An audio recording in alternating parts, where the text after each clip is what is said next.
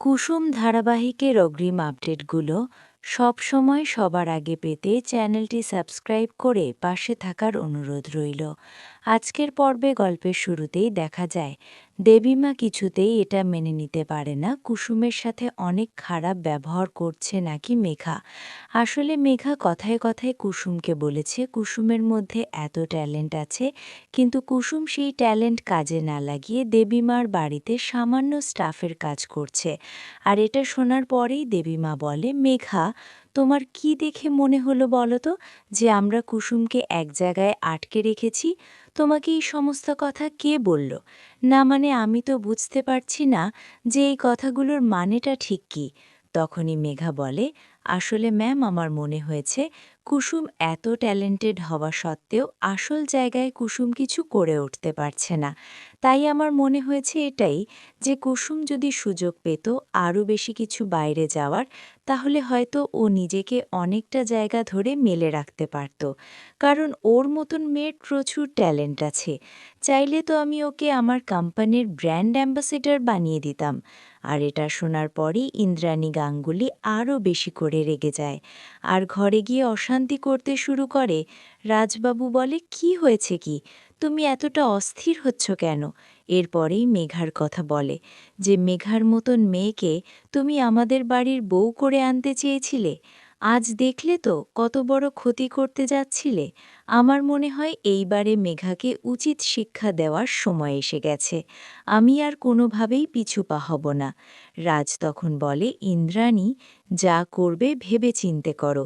এমন কিছু করো না যেটা করলে পরবর্তী সময়ে অসুবিধা হতে পারে। ইন্দ্রাণী গাঙ্গুলি বলে, যা করেছি সেটা ভুল কিছু করেছি বলে তো মনে হয় না। আর এবারে আমি ওই মেয়েটাকে জব্দ করবই, যা আগে কখনো কারো সাথে করিনি।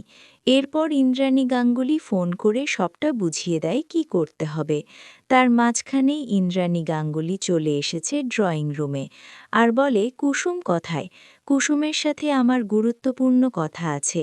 এরপরে কুসুমকে বলে, কুসুম, তোমার আর এই কোম্পানিতে কাজ করবার কোনো দরকার নেই। তুমি ব্র্যান্ড অ্যাম্বাসেডর থেকে এখন সোজাসুজি স্টাফে নেমে এসো। আজকে থেকে তুমি পুরোপুরি স্টাফ। তুমি খুশি তো? তখনই কুসুম বলে, দেবীমা, আমি শুধুমাত্র আপনার সেবা করতে পারলেই খুশি হব। তাছাড়া আমি কোনোভাবেই খুশি হতে পারবো না।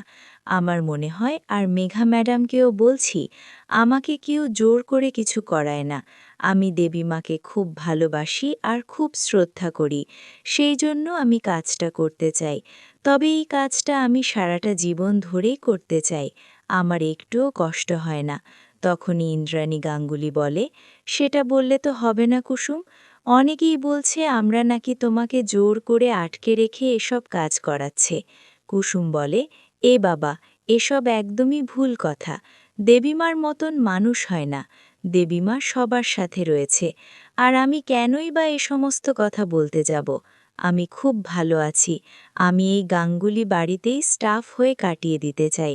তাতে আমার কোনো অসুবিধা নেই। এরপর ইন্দ্রাণী গাঙ্গুলি বলে, মেঘা, আশা করছি তুমি তোমার উত্তর পেয়ে গেছ। এখন যদি না পাও সেটা তোমার ব্যাপার। তবে আমার বাড়িতে থাকাকালীন কুসুমের সাথে কোনো অন্যায় হয়নি আর হবেও না। কুসুম যেরকম চেয়েছিল ঠিক সেরকমই হয়েছে। ও যেটা চাইবে ভবিষ্যতেও সেটাই হবে। মেঘা, এক্ষুনি তোমার ফোনে একটা ফোন আসবে। এরপর যেই 123 বলেছে তখনই সাথে সাথে ফোন চলে এসেছে। আর ফোনটা রিসিভ করার পর জানতে পারে মেঘা তার বাড়িতে ইডি দপ্তরের হানা হতে চলেছে। কি করবে এতটুকু কম সময়ের মধ্যে, সেটাই মেঘা বুঝে উঠতে পারছে না।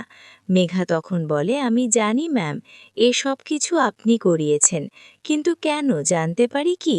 হ্যাঁ, আমার একটা ভুল হয়েছিল। তখনই ইন্দ্রাণী গাঙ্গুলি বলে, ভুল কিসের ভুল? তুমি এখনো পর্যন্ত স্বীকারই করনি। তাহলে ভুলকে তো আর ভুল বলা যায় না। আমি যেটা করেছি সেটা একদম ঠিক করেছি। আসলেই কুসুমকে বাঁচাতে, মেঘাকে ফাঁসাতে ইডি দপ্তরে ফোন করে দিয়েছিল ইন্দ্রাণী গাঙ্গুলি।